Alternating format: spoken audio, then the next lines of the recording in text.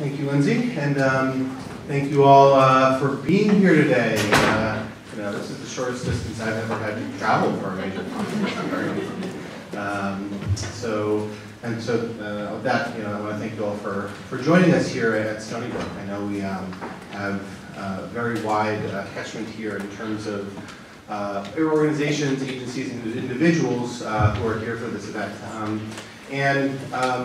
For those of you who, like me, are coming from a very short distance, I just want to reiterate what you might be thinking, which is we're actually very lucky to have the opportunity to host this year, thanks to Becca and Chris and our colleagues at DDI.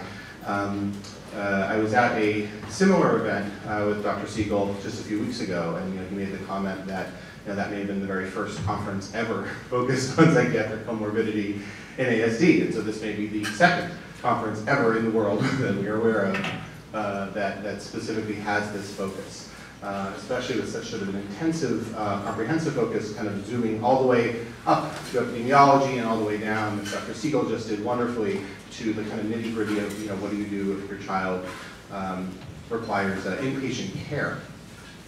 So first caveat is I am not an epidemiologist. I am a psychologist. So what I'm going to do is do this like a psychologist might, which is I'm going to give you sort of some broad numbers, a little bit more in depth. You got the sampler with Dr. Siegel in terms of the broad rates. We're going to zoom in on those, but then we're going to try to understand from a clinician's perspective, what we're talking about when we're talking about psychiatric comorbidity. What do we really mean? What are we thinking of here?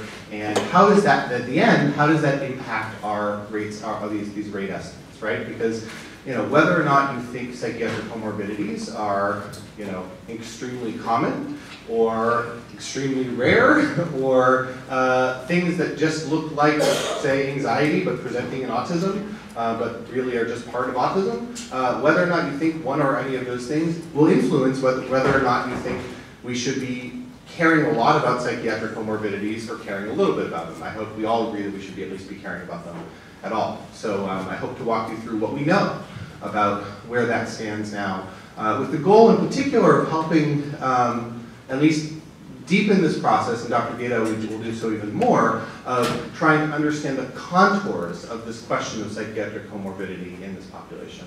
So first, just some disclosures. So if funding from these organizations, grant funding, no conflicts. Just as I said, we're going to start off with the basics. What are the comorbidities? I'm going to throw some rates at you. I'm going to throw some numbers at you. I'm going to give you a general sense of where things stand.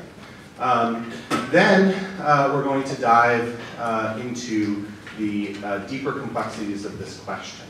And we're going to talk about things like the structure of comorbidity, meaning what kinds of, how do things group together?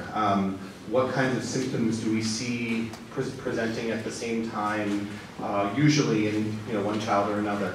We're going to talk about differences by variables like age and context, right? Because we have to think about what we know typically. For instance, in typically developing kids, you see internalizing disorders like anxiety and depression start to really take off in the population around adolescence. Well, are we seeing the same sort of thing in ASD?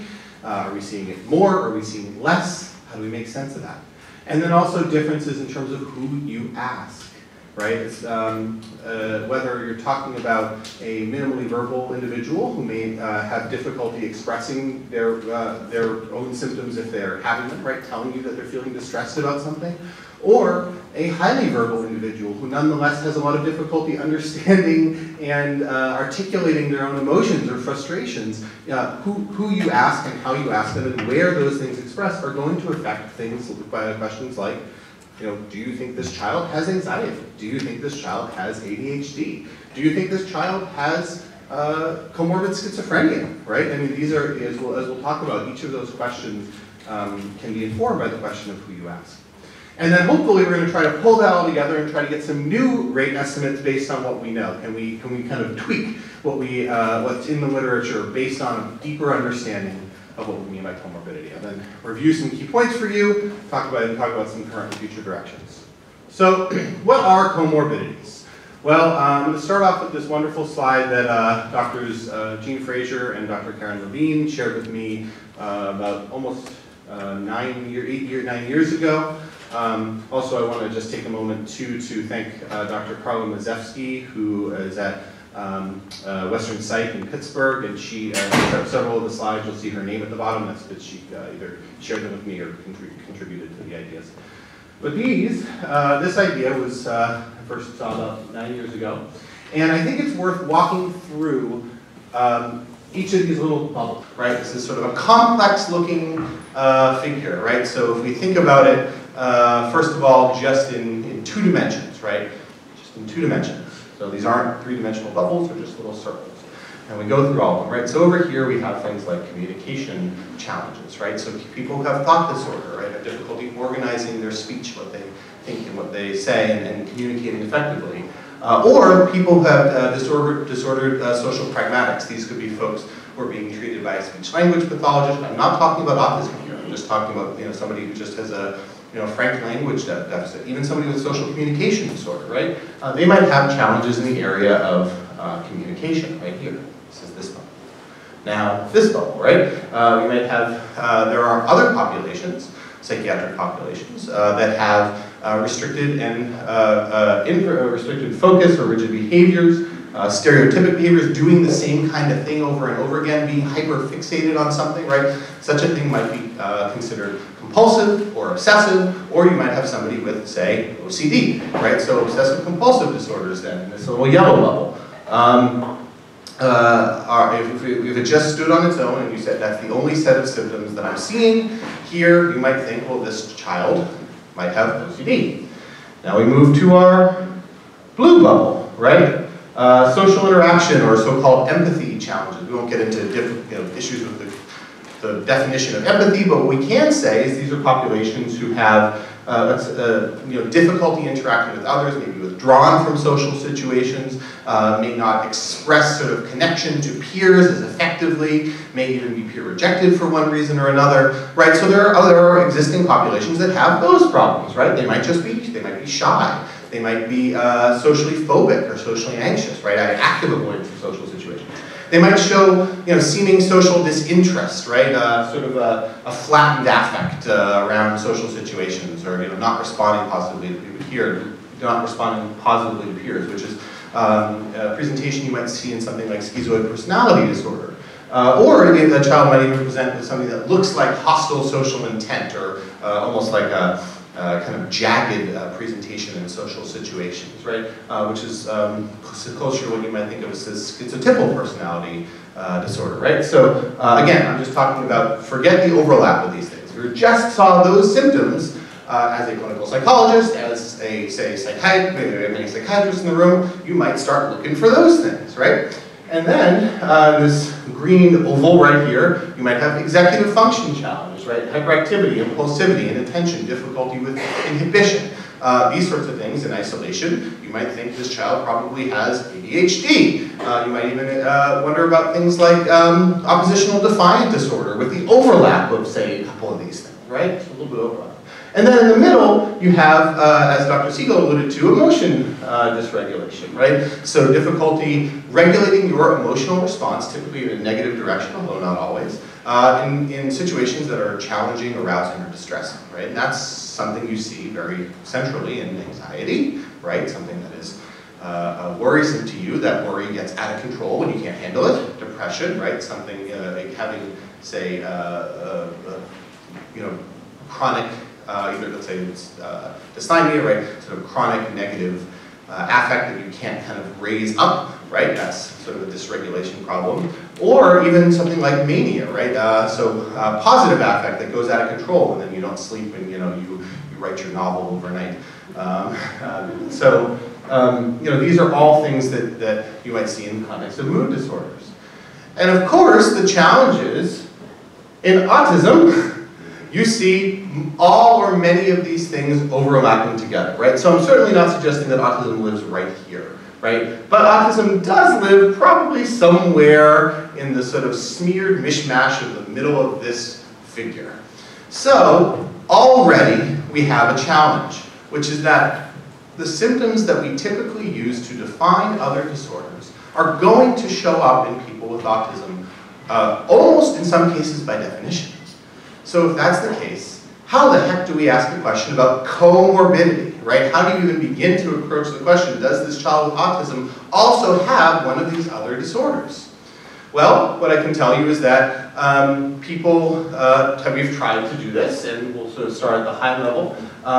One reason, or one way in which you might think about this, is that emotional or behavioral challenges are often the first or most obvious concern. This is often what brings a child with autism in, right? Even though social difficulties and restricted repetitive behaviors are kind of the DSM diagnoses, that's not often the first thing that brings a child to a clinic. It's not often the first thing that brings a child even to an early intervention provider, right? It's that they're having challenges in a given setting that are impairing, and we're going to come back to that term, right? The question is, are the challenges impairing, and when do they start? If you can take one thing away from this talk, if you're remembering throughout the whole process of evaluation to ask the question, are the challenges impairing, and when did they start? That can at least begin to help you assess this question of comorbidity. So about half of kids, only about half of kids are diagnosed with ASD when they first see a mental health professional, meaning half of kids who go on to have an autism diagnosis. That's kind of wild, right? So literally, half of the kids who you currently see who now have autism, many of you are parents, right? About half of you are likely to have kids whose first diagnosis wasn't autism. It was something else, and then autism symptoms were discovered. So this suggests that non-autism symptoms are presenting quite primarily often in this population. They're often seen in psychiatric clinics before ASD is recognized. In studies of bipolar, depression, and anxiety, you will often see this significant subgroup who, when followed, go on to be found to have autism. It's not, we don't conceptualize this as the autism coming on later, but rather that the autism symptoms were there all along, but were being misunderstood. And even in studies that exclude kids with formal ASD diagnoses, these kids still come out later. Again, perhaps in context later when, say, social challenges become greater, it becomes more difficult to, it becomes more clear, rather, that they have ASD symptoms as well. But again, over half of them often score in the ASD likely range in some of these studies. And this is among kids who've already been screened out in terms of ASD. In conduct disorder clinics, Gilmore et al., they found that about a third of the kids at these clinics had undiagnosed ASD. That's a huge number.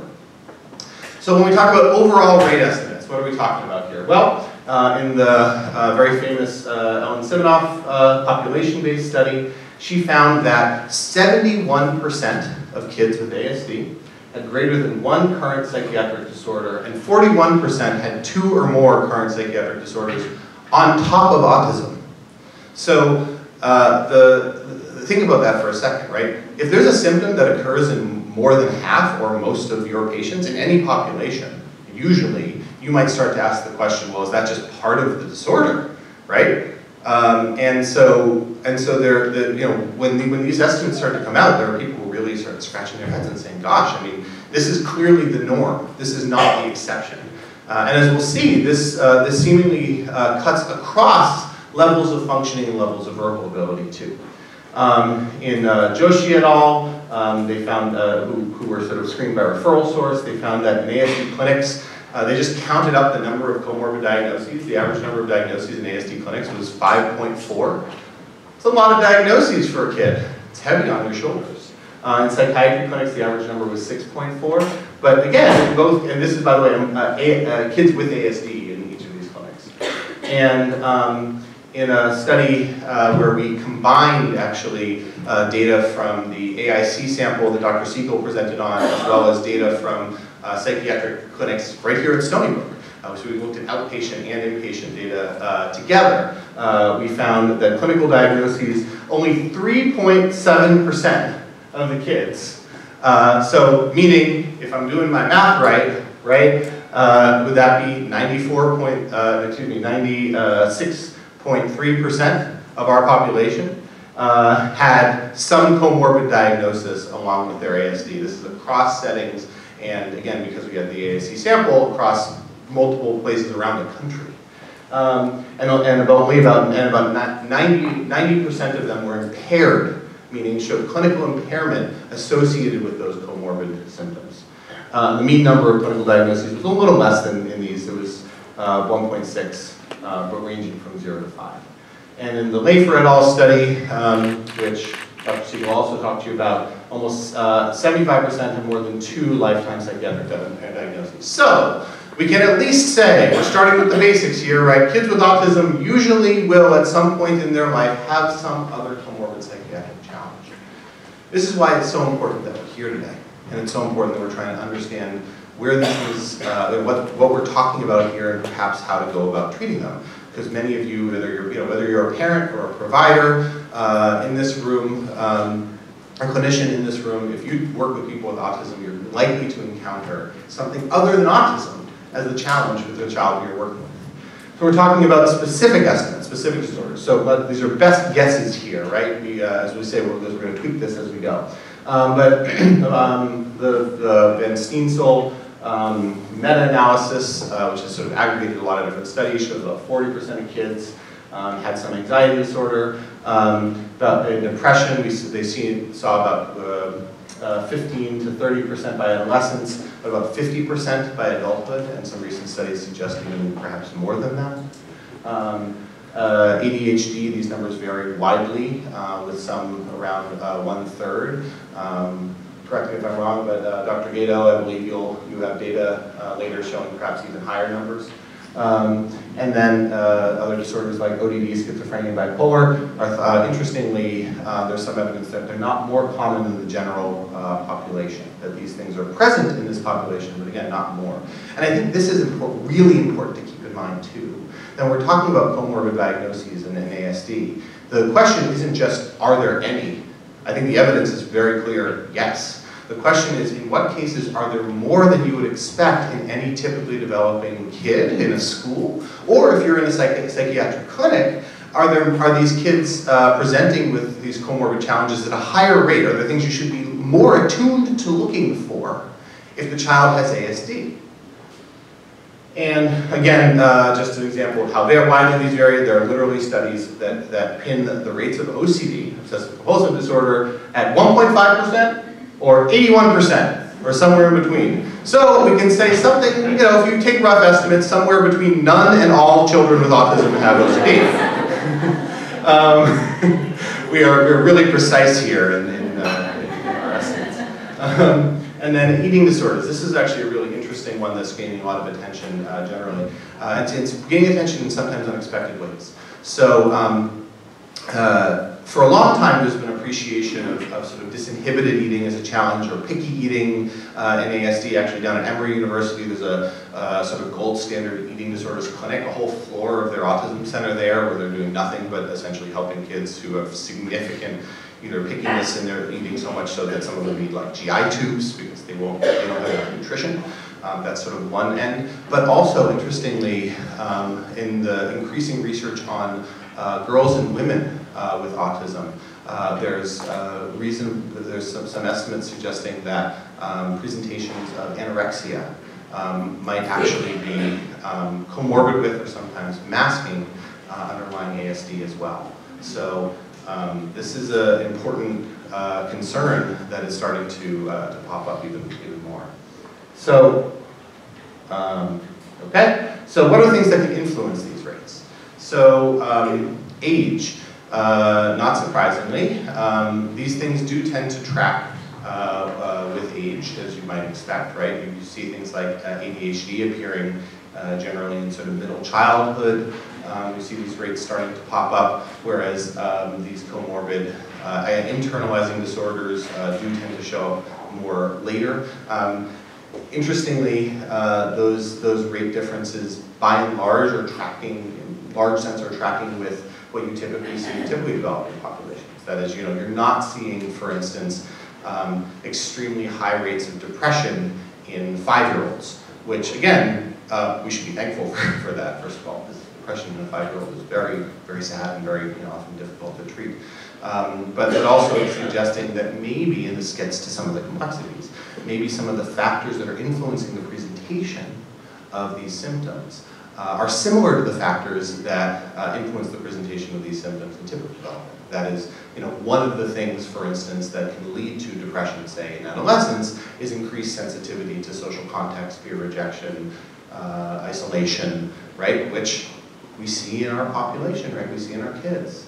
So, well, obviously we don't want to see that happen. At least that gives us a handle on maybe where that might be coming from when you start to see the onset.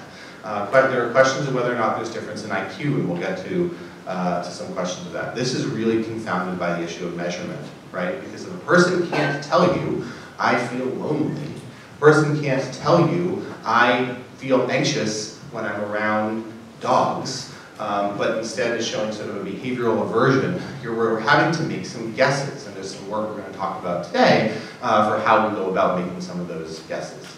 And then differences too in development. So independent of age, children are developing different, both adaptive and coping skills. Even things like pubertal development can influence onset of psychiatric disorders, and those can might be evident as well. And of course, the question is, do ASD symptoms influence rates? I'll give you a good example of how this can happen. We found, actually a student, undergrad student who works in my lab, Denise Janvier, recently did a study with some data that we had in which she found there was a relationship between the child's externalizing aggressive behavior and parent stress. Not surprising, right? But when the child's ASD symptoms were high, that relationship almost entirely went away. That is, the ASD symptoms were such a strong presenting concern that it became difficult to even kind of get a handle on the externalizing symptoms. Whereas when they were low, so it's almost like the ASD in this case, and we're going to get back to this term in a little bit, overshadowed the presentation of those aggressive symptoms in really significant cases. Whereas on the lower end of the spectrum, right, with less severe primary ASD symptoms, their externalizing symptoms kind of shine through more. But this is a great example of where, how significant primary ASD symptoms are would then influence, say, whether or not that parent, the parent of the very same child, might rate their child as having, say, oppositional defiant disorder, ADHD, or not. And then again, just as an example of how this stuff can differ by verbal ability. So in a paper that is currently under revision, also from this combined Stony Brook AIC collaboration, we sort of similar to the Williams paper that Dr. Siegel presented earlier, compared various different presentations of psychiatric comorbidity across verbal and minimally verbal groups. And the sort of take home from this, the gray boxes are sort of significant differences. The big take home from this is that we actually did see higher rates of depressive symptoms generally and ODD symptoms, oppositional defiant disorders, mostly in verbal relative to minimally verbal kids. Which, on the one hand, you might want to run with that and say, great, now we can know that, there's more depression if a child is verbal. But of course, and this is an issue we're going to talk more about today, this gets back to the question of our instruments. Because most of our instruments are relying still on someone being able to say this child is presenting with symptoms of depression, which usually involves what do they say, how do they sound, what are they expressing, what are their concerns. But if a child is by definition minimally verbal, it might be that they're less depressed, or it might be that they can't tell you.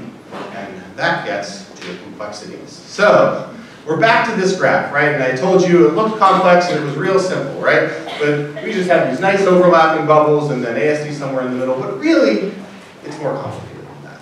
Really, if you think about this kind of as popping out into 3 dimensions, right? You might have spaces here where you have autism presenting with only a couple of these other symptoms, where the presence of autism is overlapping with the presence of other disorders. And I think this is the question that I want to take a few minutes, I think the next, say, 15, 20 minutes to talk with you all about now, which is when you have symptoms of something like ADHD or something like anxiety, you really have three questions, 3 things that you might want to wonder about when you're trying to suss out, is this a comorbidity or not?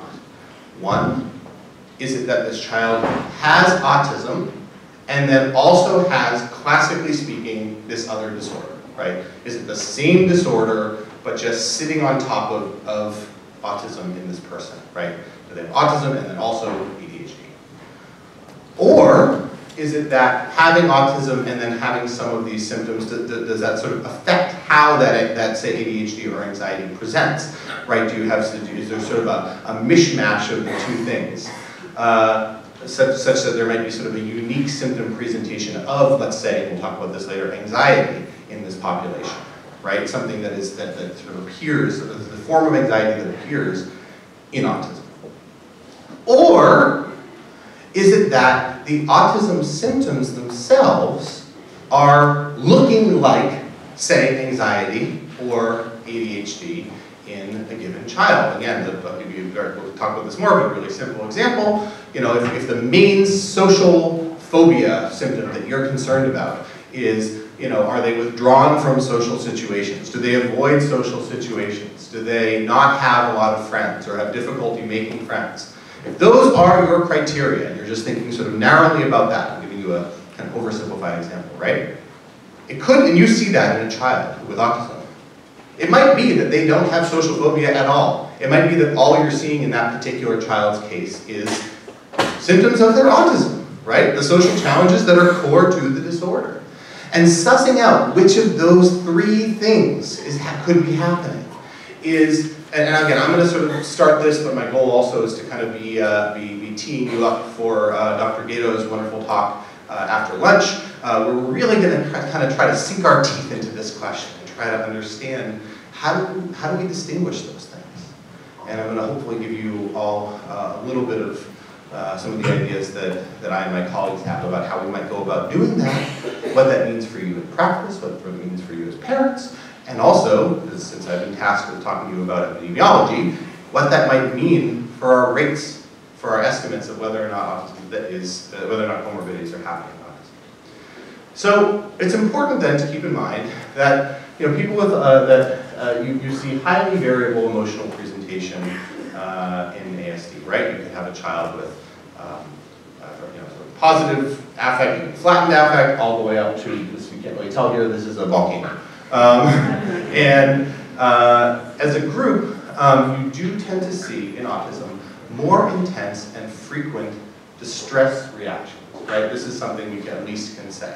That, of course, is true in the context of of many psychiatric comorbidities, both internalizing and externalizing disorders.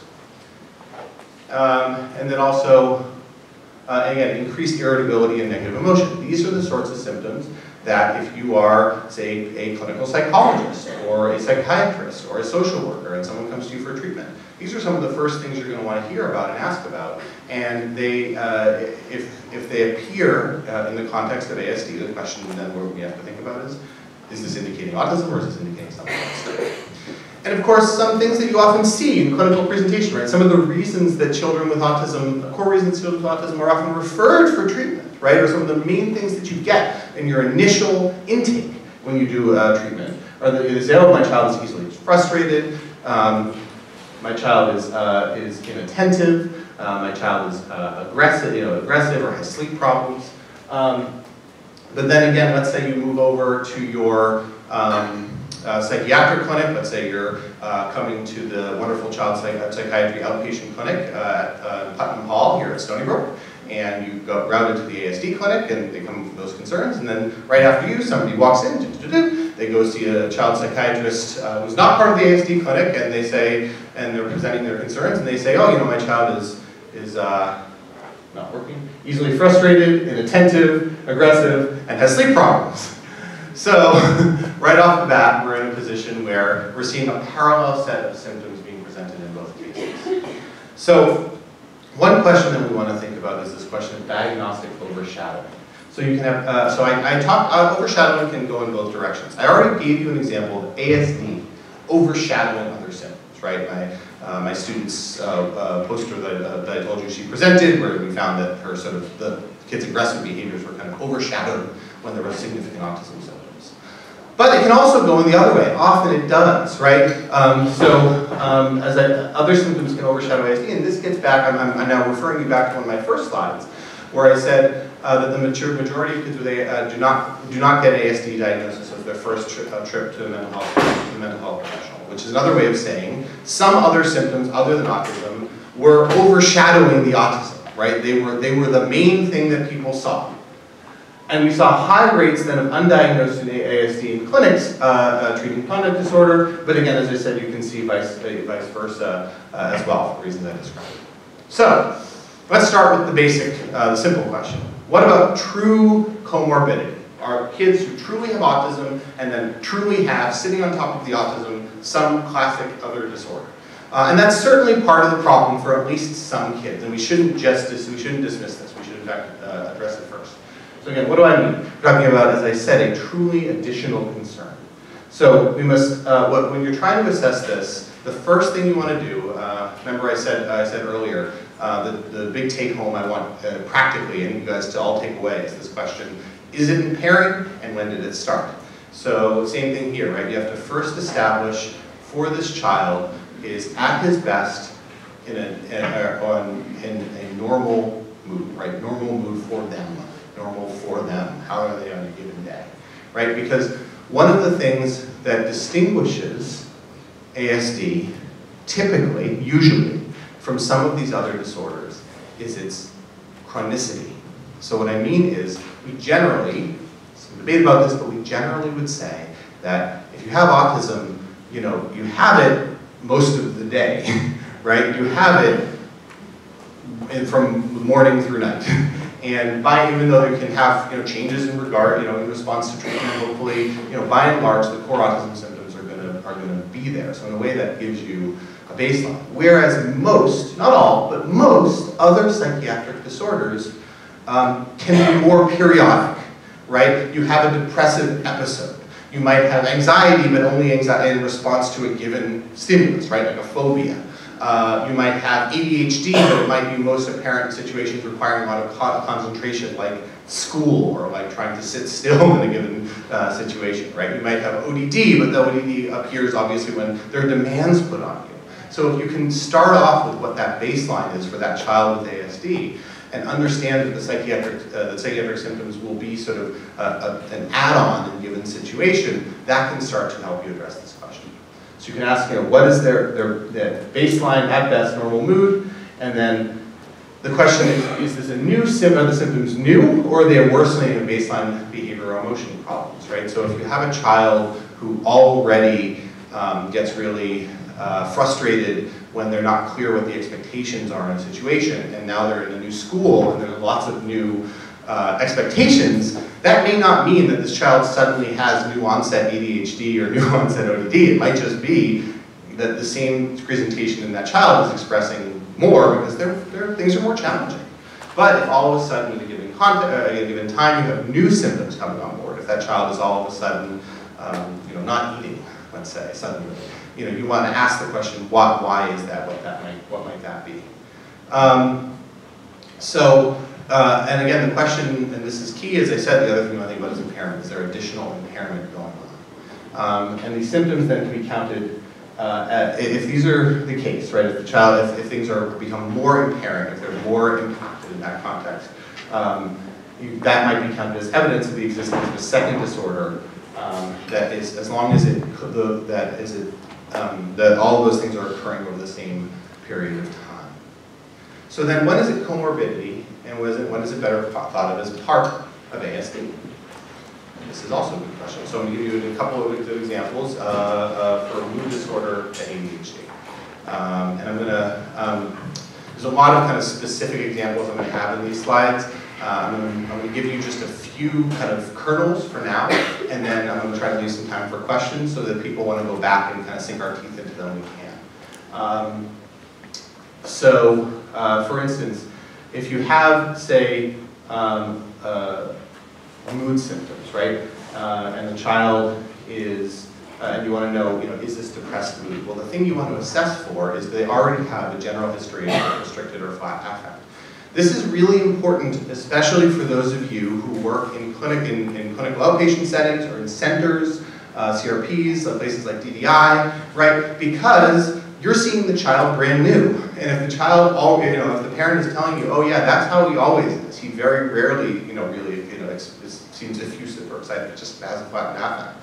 That's going to inform for you whether or not what you're talking about is depression, right? Is it a new thing? Or is this part of how this child presents all the time, right? So if a child, let's say, showing irritability or anger, the question is, do they already show temper tantrums related to communication frustration, right? They're trying to express their concern, they can't, and they get really angry, or they're feeling nervous or anxious in a given situation anyway, not clinically, and that's what often triggers their upset. If that's the case, well then you want to first of all ask the question: is this part of where this child is starting? Again, getting back to my original question, my original point just a couple slides ago, what's their baseline? Where is this child coming from already? In terms of things like poor concentration or distractibility, many kids with ASD have difficulty, have sort of slowed processing speed or efficiency. In our lab, we look at whether or not that's specific to ASD, or specific to social stimuli, but that can be true more broadly. And if that's true more broadly and the child is showing poor concentration, it may not be that they have mood symptoms, but it may be that in fact an expression of where they are to begin with. Another example, sleep problems are extremely common in ASD. It's actually one of the other comorbidities that we could spend a whole conference talking about. There's a whole special interest group at the International Society for Autism research just about sleep. Well, if the child, if they're coming in and you're saying, gosh, they're having insomnia or hypersomnia, or they're having decreased need for sleep, where might that be coming from? If they already have sleep problems, that might be where they are to begin with. If you see things like weight gain, they've had, again, new medications coming on board. The first question you want to ask is, are these medications that might be prone to causing weight gain? And I will leave these for now. So again, if you have looking for signs of an additional mood disorder, you might look for behavioral manifestations like increased self-injury or aggression. If a child is showing, again, a deviation from baseline, less enjoyment from special interests, in particular their special interests. And this is actually where some of the unique features of kids with ASD can be helpful in doing this relative to typically developing kids. Right? In typically developing kids, let's say a teenager, they may not really, a lot of 13-year-olds may not tell you all the stuff they like. Whatever, leave me alone, I don't want to talk to you about it. But if you have a kid with ASD and they have a special interest, you know what their special interest is. They're not keeping it a secret from you. So that actually gives you a key into trying to figure out, did this child want to do nothing but tell me about trains 2 months ago and now won't even talk about them? That's a real deviation from baseline, and autism actually gives you an in to ask that question in a way that you don't get in other populations. Again, if they have out-of-character behavior, like jumping off stairs or windows or running into traffic for kids who are more typically inhibited. Obviously, some kids might do that anyway, in which case, again, the question is deviation from baseline.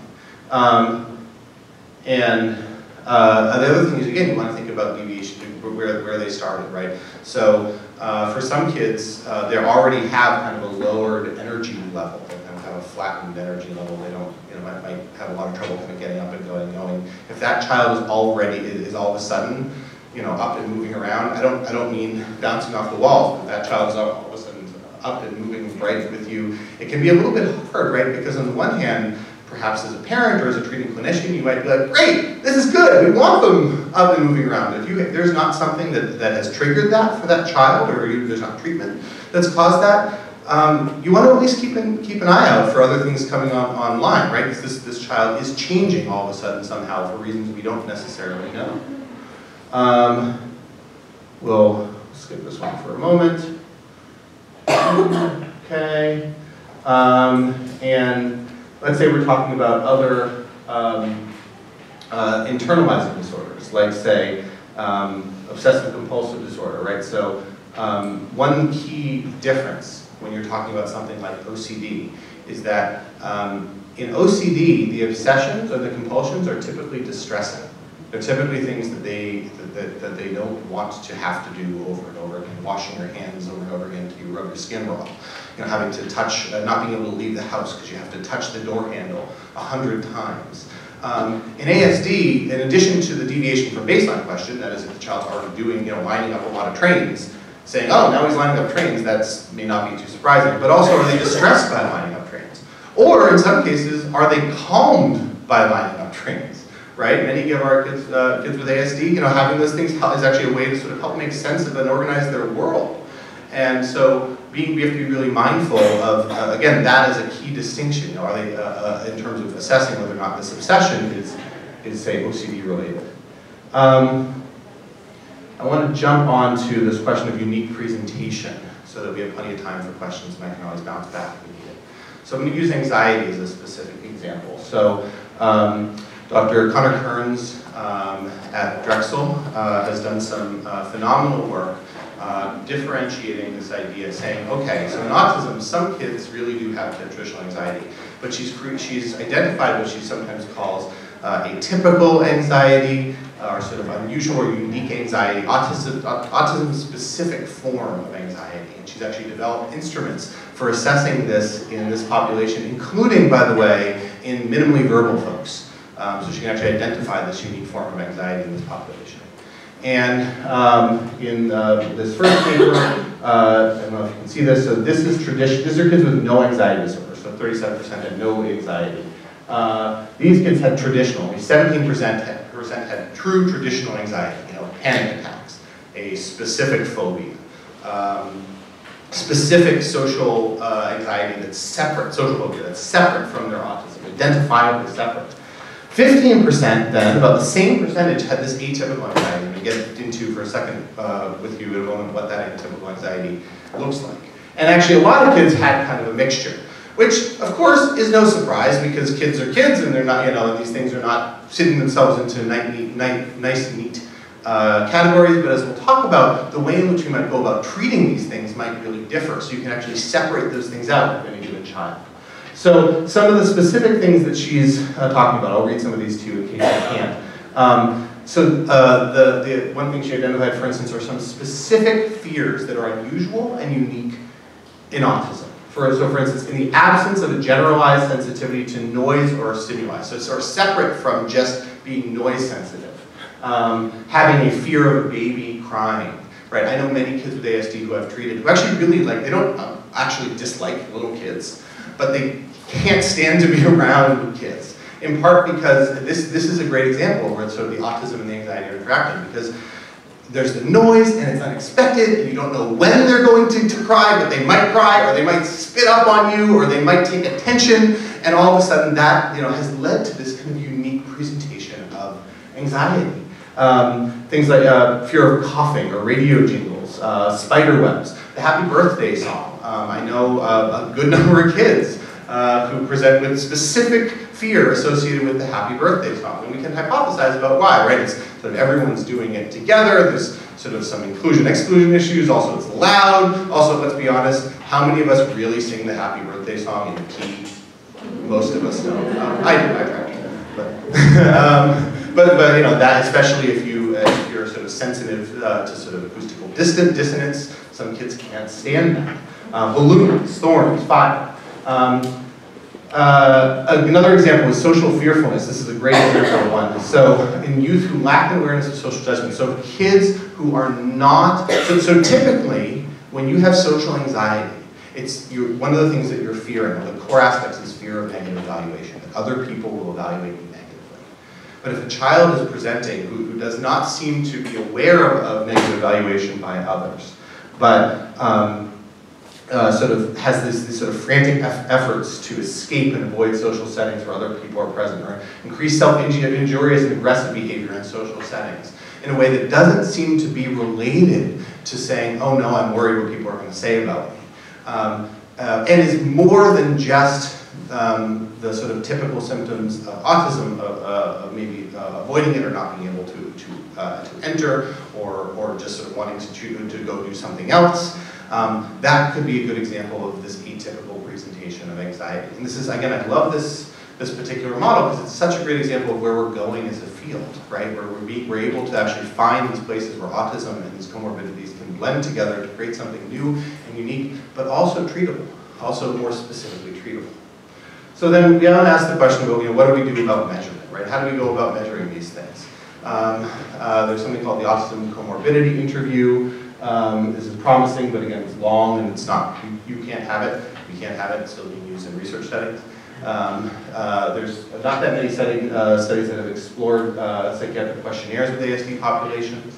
As I mentioned, there is this anxiety-specific instrument that Dr. Kearns has developed, but other than that, there aren't a lot of broadband measures. We here at Stony Brook, as well as in the AIC and a number of other groups, have used the CASI, which is actually developed by Dr. Gato and colleagues. It's among the most widely used measures.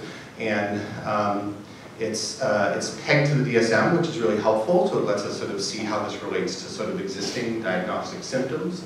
But of course, one of the things that we're all working on now is how do we make sure that it is, because it's pegged to the DSM, it does still have some items that are things like, says that they are not sleeping as much as they used to. That's not a real item. I made it up, right? But if the point is said that they say that and they have communication challenges, that's going to impede our ability to use that as measurement.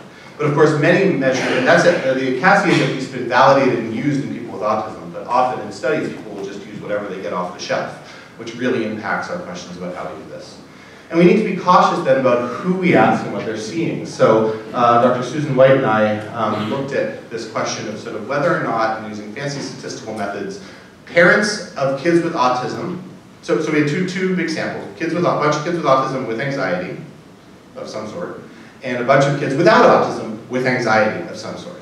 And we simply tried to figure out this question when parents and kids with autism are describing anxiety, when they're rating anxiety, are they rating the same thing as these typically developing kids who also have anxiety and their parents? And basically the take-home message was essentially not really. That actually the kids were closer than the parents though, which was sort of fascinating. The parents were seeing a totally different sort of set of symptoms that they were describing as anxiety than the parents of typically developing kids. But even the kids themselves seemed to be capturing something else.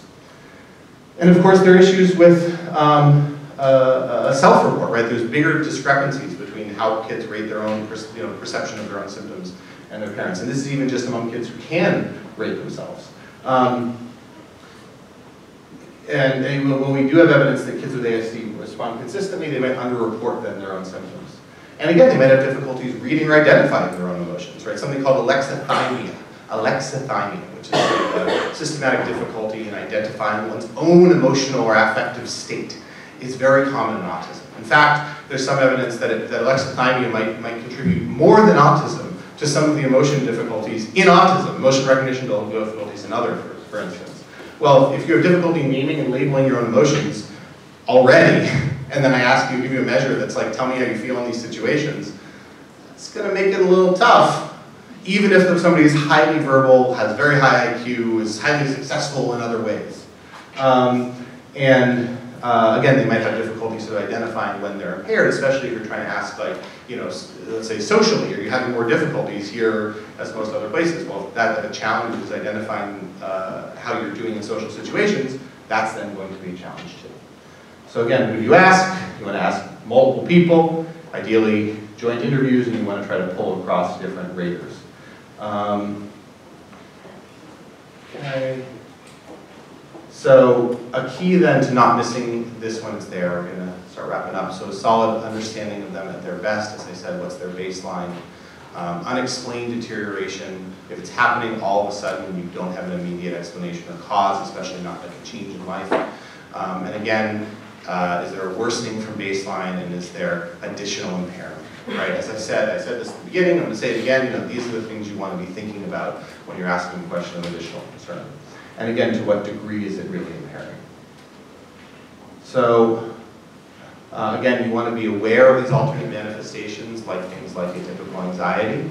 But once again, we don't have a lot, aside from that atypical anxiety, we don't have a lot of other, we don't yet have atypical ADHD. We don't really even have atypical OCD, per se, in autism. So we're really just getting started doing that. And again, always be aware that there as that big bubble thing I showed you at the beginning, there are aspects of ASD that can look like symptoms of other disorders. And again, this is why having ASD clinics and experts is so important, because you need to have a solid knowledge of ASD before asking these questions.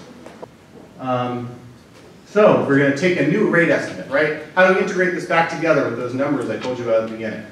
Well, my guess, if I had to guess for you right here in public on camera, is that the true comorbidity, literal actual rates of additional psychiatric disorders sitting on top of autism, they're probably lower than the estimate. So a good example, again, is an anxiety, right? So if you look at Dr. Kearns' work versus the Van Steensel meta-analysis, right? The meta-analysis said about 40% had anxiety, and based on her estimates, you might guess that maybe a half or a third of those are sort of true classic anxiety. But functional comorbidity, meaning something else happening with autism that's beyond the core autism symptoms that is impairing them the same way a comorbidity might, that is probably similar to or maybe even higher than our existing estimates. Because often you might have overshadowing that might be missing some examples of this. And current evidence then suggests that these things span across IQ, age, and functioning level. And I cannot stress this enough in this context. And again, the DDI Center and the Centers of Excellence Project, New York Center of Excellence Project, has been very wonderful in trying to sort of advance this understanding. It really does suggest that these things are certainly, just because a person can't tell you that they are feeling depressed or anxious, does not mean they are not depressed or anxious. And we do probably see some variation across these. So of course we want to make sure to also consider the so finally, there are many unknowns that we need to address. In particular, presentations and where the diagnostic boundaries are. We need to measure quickly and accurately to identify comorbidity. We might be over-diagnosing aspects of ASD as additional disorders. If we do, that can cause some confusion and cause have treatment implications. And importantly, comorbidity is associated with poorer outcomes, but can remit with treatment. So we need to make the most of what we know to identify and treat it when it's there. So, ongoing, we need to be identifying these unique types of comorbidities, figure out the best ways to measure this stuff across the spectrum using lots of different measurement approaches. And again, one question with our interventions is, should we target comorbidities first? In my lab, we focus a lot on social difficulties, but very often in practice, we're thinking about the question of comorbidity sometimes before we can even get at social challenges, right? I think about this kind of as cracking the eggshell, right? You need to be able to crack through that eggshell. You need a child to be able to be more emotionally regulated, behaviorally regulated, to be able to not be anxious in social situations before they're even able to come in and work on social difficulties. And again, there are some ways that in doing that we might be able to match our treatments better to the etiology, the cause of the anxiety per se. So again, I want to thank the funders of some of the work in our lab, the Centers of Excellence, and my lab and team, and thank you all for being here.